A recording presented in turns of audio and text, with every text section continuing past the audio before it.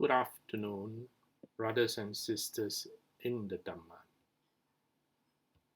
Thank you for inviting me to come here to share the Dhamma, and thank you for allowing me the opportunity to help us all realize together this wonderful Dhamma of the Buddha.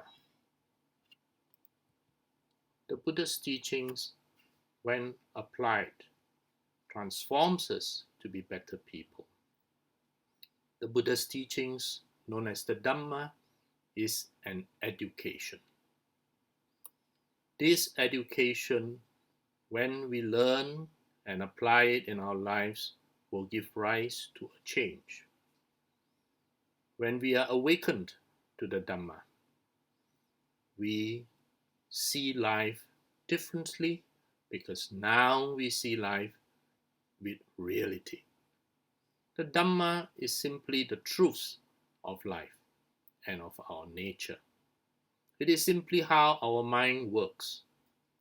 When we understand this, we understand how best to live to minimize our pain and our suffering. Hence, to first understand, to learn the Dhamma, we must see it, learn it, read it in a contemporary language. Otherwise, its meaning may be lost or we do not understand. The world today is very different from that of 2,600 years ago when the Buddha walked northeast India.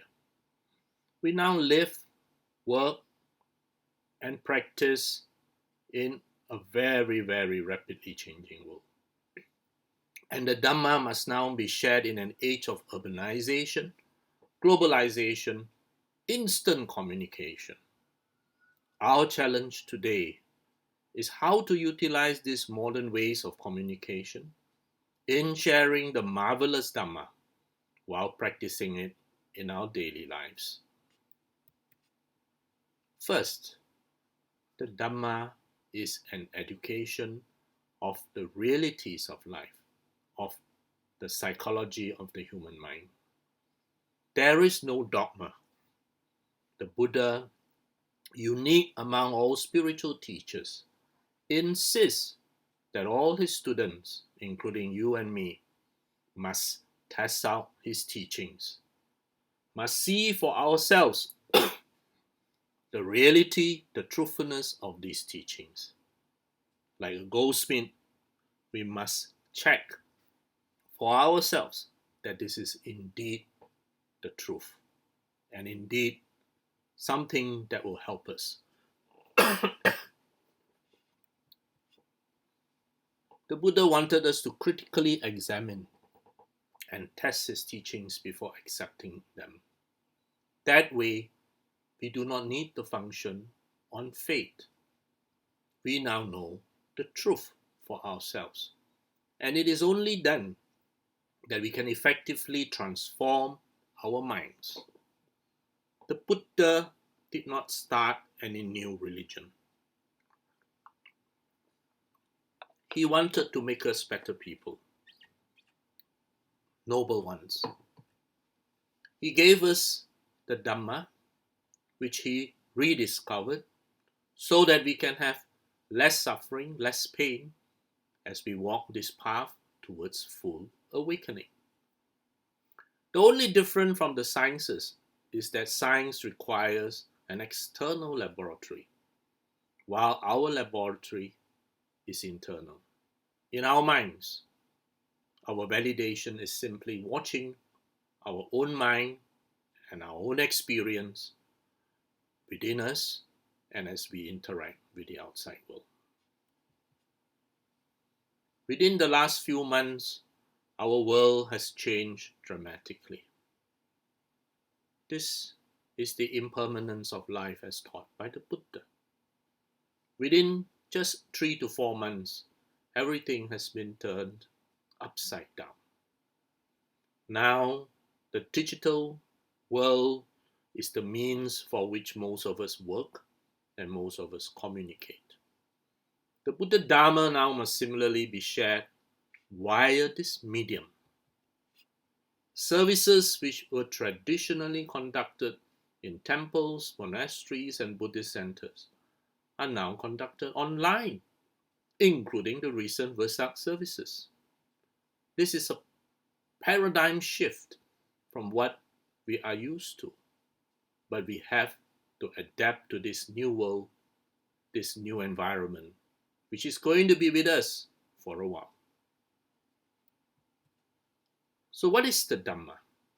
Why is it necessary? What is truth? Let us look at these three questions one by one. Dhamma. It is the state of nature as it is. It is how our universe is. It is, for lack of a better word, the laws or the way nature functions. It is the duties, our responsibilities, which we must do in accordance with the flow of nature to minimize pain and suffering. It is the way in which we must work so that our results are wholesome. Dhamma is not something invented by the Buddha. Dhamma is discovered by the Buddha. The word Dhamma has its root de, meaning to uphold, to support, to sustain. At a big scale, it is the essential order of things. It is the way things are. If we support it, if we live in accordance, we will have less pain, less suffering, less mental stress. Otherwise, we are blindly going against reality. The Buddha said, what is the ripening of dukkha? The word dukkha is often translated as suffering. Sadly, that is a poor translation of this very complex word. Dukkha means a lot. It means emotional unhappiness, psychological distress, dissatisfaction, unhappiness. It also includes our pain, suffering, physical and mental. When someone is overcome and his mind is obsessed with dukkha, either he sorrows and laments and beats his breast, he becomes depressed, he becomes melancholic. Or else he starts a search. He wants to make a change. He begins to ask, who is there that knows one word, two words for the cessation of my dukkha? And the Buddha said dukkha will either ripen in confusion or it will stimulate us to search.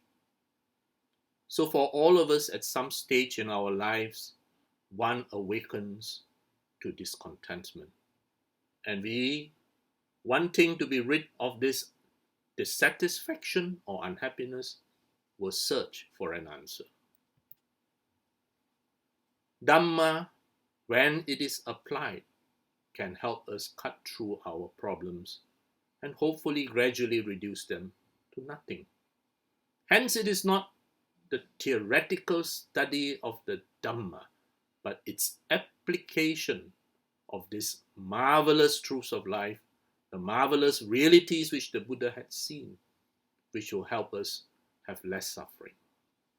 It is the Dhamma that made the Buddha a Buddha, an awakened being. And the Buddha told us that if you can truly see the Dhamma for yourself, if you truly understand the Dhamma, you will see the Buddha. The Buddha is very much alive in you. Often people ask, why is it that Buddhists who claim to know the Dhamma, why are so many of them still unhappy?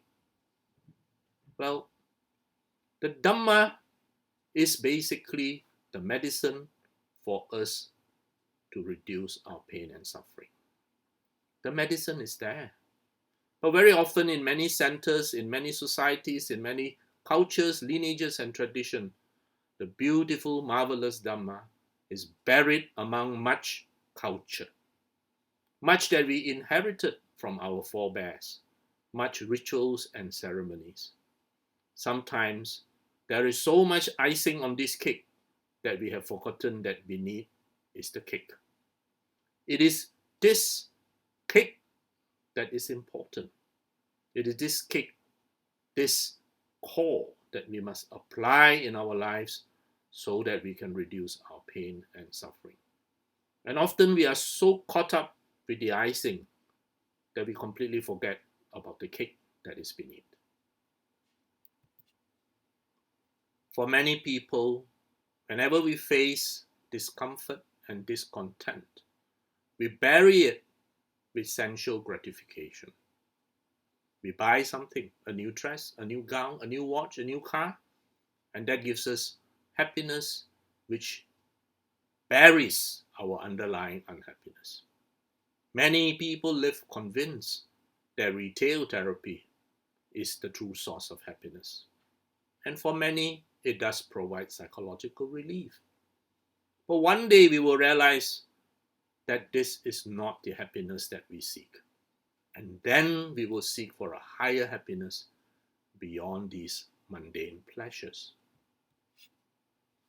Brothers and sisters in the Dhamma, none of us are here to teach. We merely share what we know. We merely be spiritual friends to each other. In this context, the traditional noble silence does not work, for people need help. They need a spiritual friend who would provide encouragement, guidance, and help when they are depressed or melancholic. The Buddha himself said that spiritual friendship, noble spiritual friendship, the Kayanamitas, it is the entire spiritual life. For these people help us to walk the noble path. These people remind us gently when we have deviated. They are truly our spiritual guardians, helping us to keep to the Dhamma. The Dhamma is indeed marvelous. And these two oft-quoted verses are among my favorites.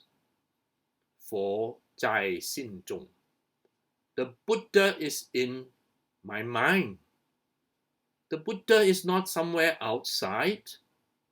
We are not seeking for an external Buddha somewhere outside, because the Dhamma, that which made the Buddha a Buddha, has to be in our minds.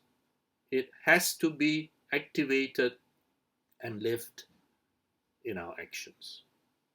The Buddha is not somewhere far away.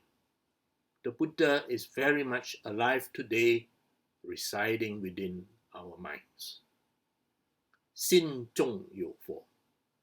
Within my mind, within your mind, brothers and sisters, is the potential to awakening, the potential to be better, the potential to evolve to the highest state of purity.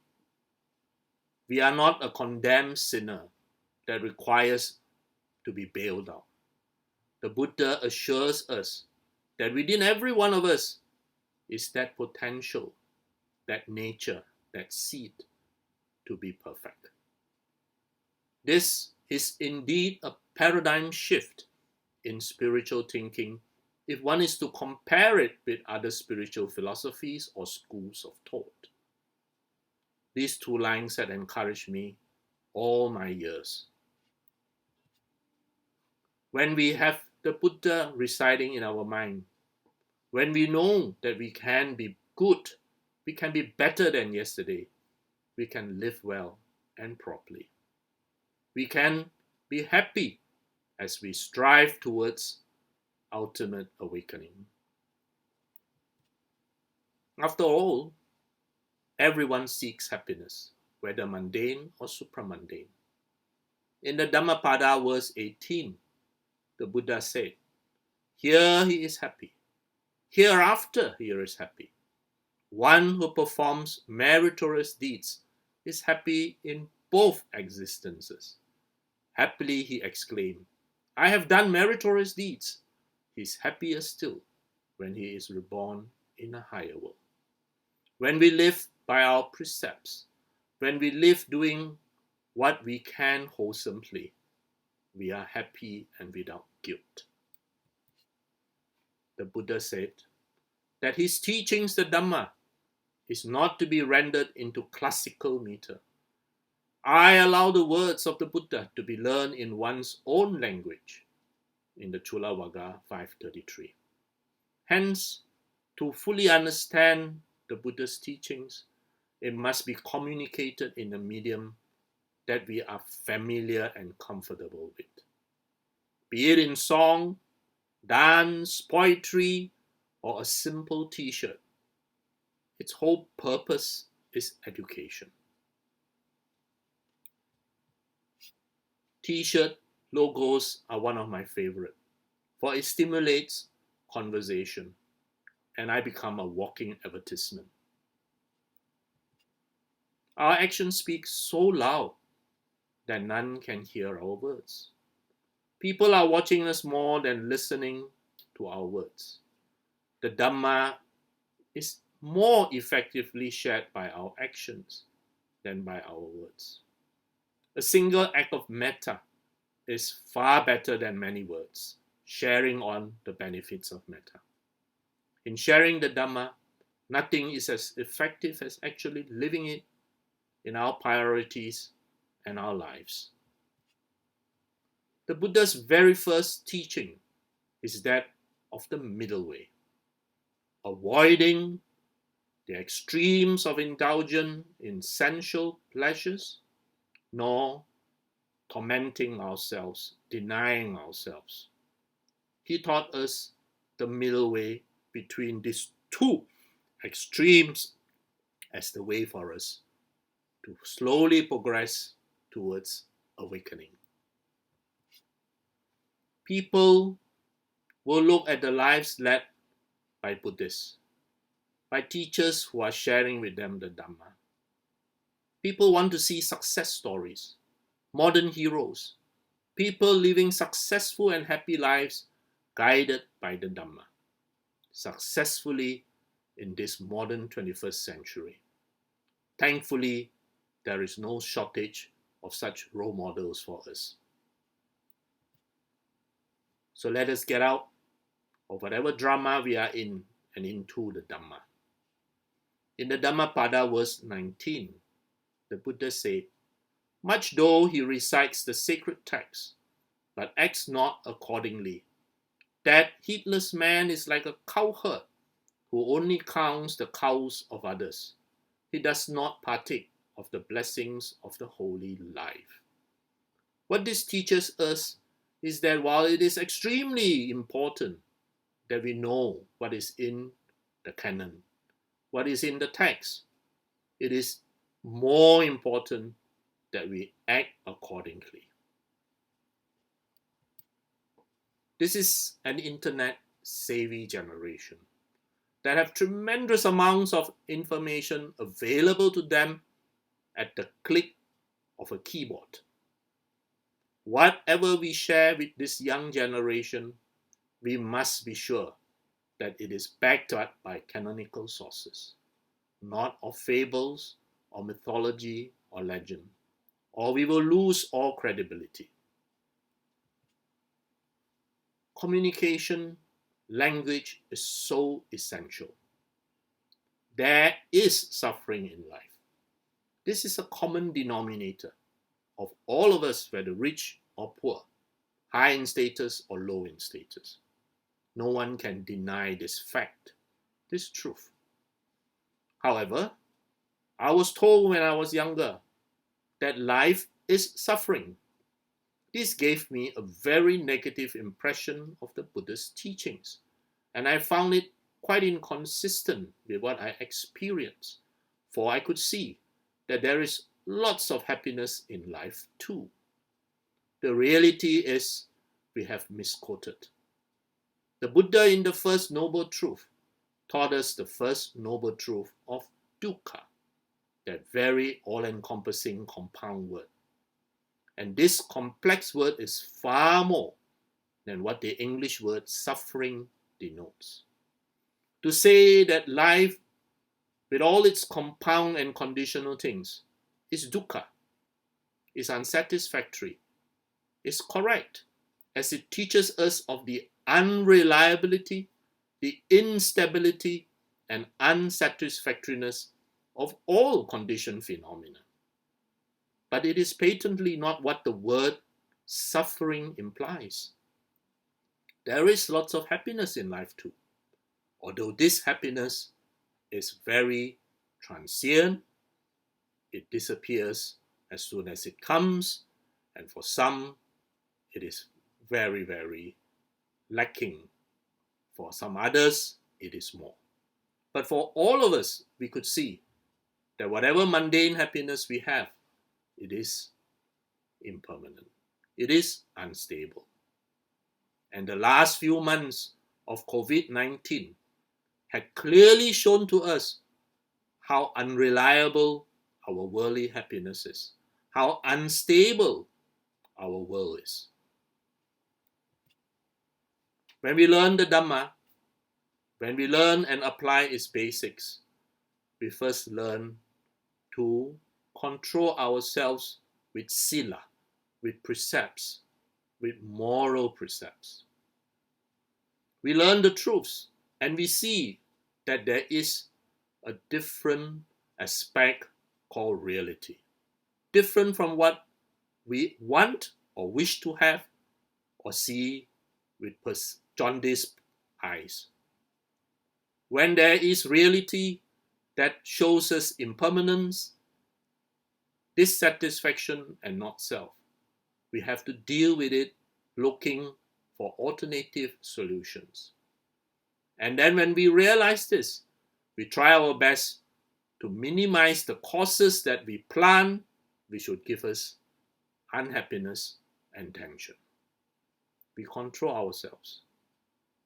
We look for alternative solutions and we delete the unwholesome roots or unwholesome causes planted by us. The story of Angulimala teaches us of how even a murderer can be transformed into a saint by this same process. Brothers and sisters in the Dhamma, we now must awaken to problem-based engaged Buddhism. People come to us as individuals or to our centers in search when they realize that something is not right. They need to change and they need help. If we are going around telling people that this Buddha Dhamma is your answer, are we addressing what is the problem? Hence, we need to look at their problems so that we have the context for the appropriate answers. I call this problem-based engaged Buddhism. Metta, unconditional love.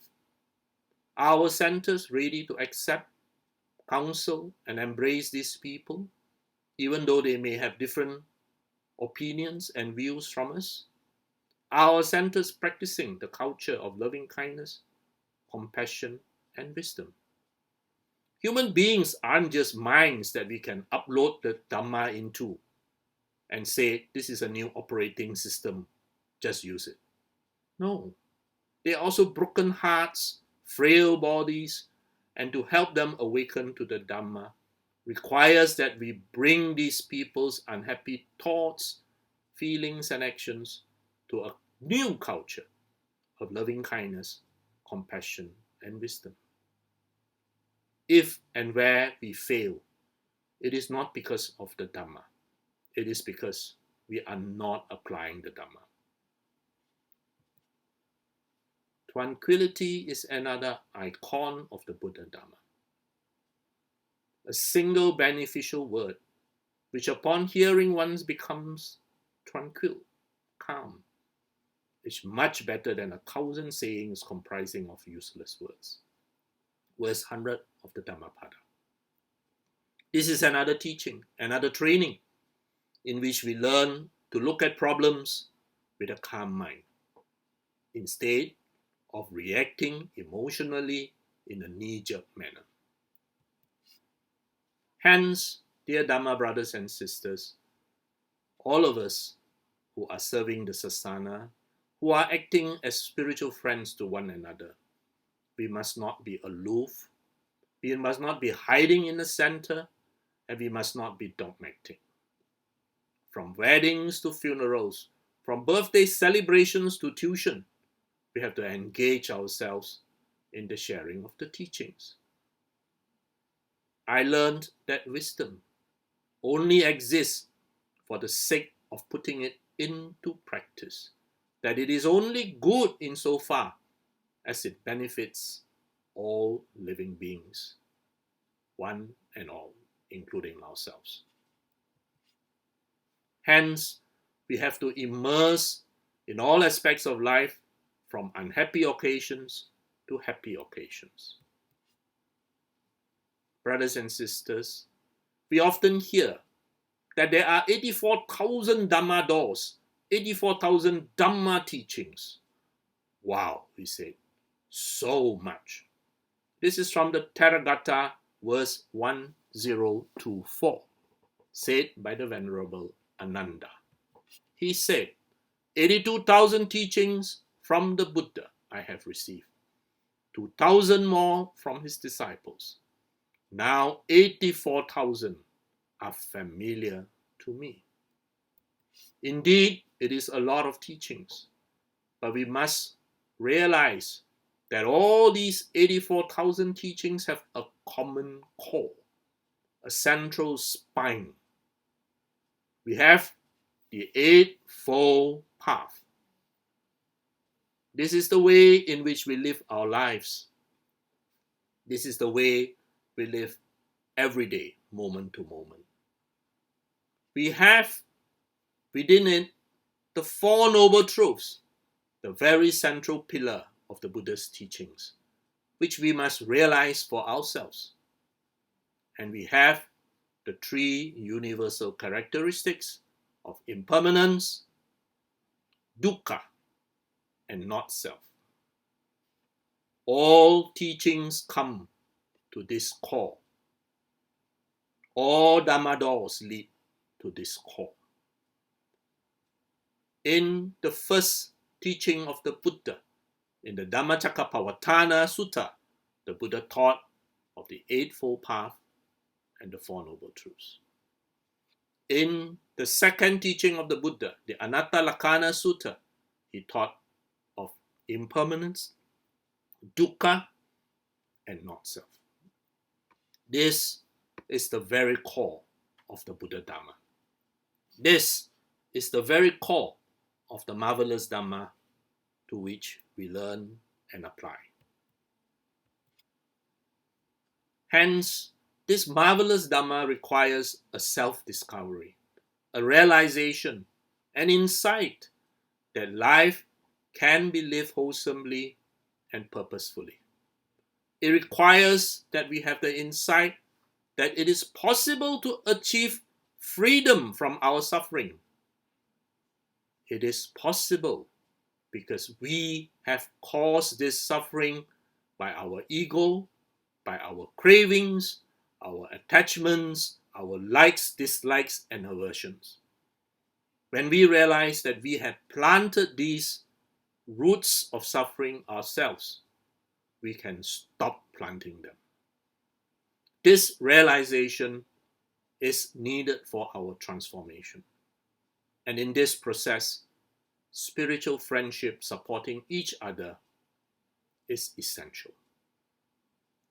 I am very grateful for all the spiritual friends that I had over these many decades, who had taught me so much and who had helped me in so many ways. But life will still have its problems and issues. This is the first noble truth. Even an enlightened being like the Buddha himself had to face these problems and issues. The Buddha is recorded to have attempted to stop a massive quarrel at the city called Kosambi. There, two groups of monks were documented to be quarreling and brawling and deeply at odds, stabbing each other with their words. The Buddha walked all the way to Kosambi, and there he reminded the monks of their duty to act towards one another with loving kindness, with metta instead. And he suggested that the warring groups meet separately until the matter was settled. But what did he get? The members of the group came to blows instead. And when the Lord Buddha called for restraint, one participant quite rudely told him, the responsibility for these quarrels is ours alone. In the end, the Buddha just walked away, reflecting that such people do not realize that we are all heading for death. Those who do realize it will calm down, will compose themselves, and cease to quarrel. If we know we are going to die, and we all are, such quarrels become immaterial. I had always said, I had repeatedly emphasized, that if every one of us know exactly when we are going to die, we are going to live our lives radically different from how we are living our lives now. If we know when we are going to die, that indeed is a great gift, for it would motivate us to do our best. It will motivate us to do what is right. And it will also motivate us to realize that some things have to be let go of. Let go. Walk on.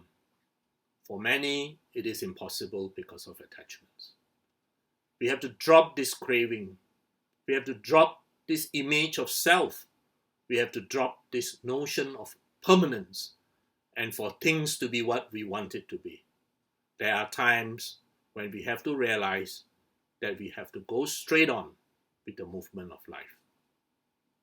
O noble one, think of yourself as someone who is sick. We first have to realize, as is clearly stated in the first noble truth, that there is lots of dukkha, and that we wish to be rid of this dukkha. We have to realize that we are sick. And we have to realize that there is a third and fourth noble truth. There is the Dhamma, the medicine, the way to end this dukkha. And that our teacher, the Buddha, is that skillful doctor offering us this medicine. But we have to take this medicine. Only we can decide whether we wish to take the medicine and use this on our way to recovery. So in the 21st century, people are cynical and questioning.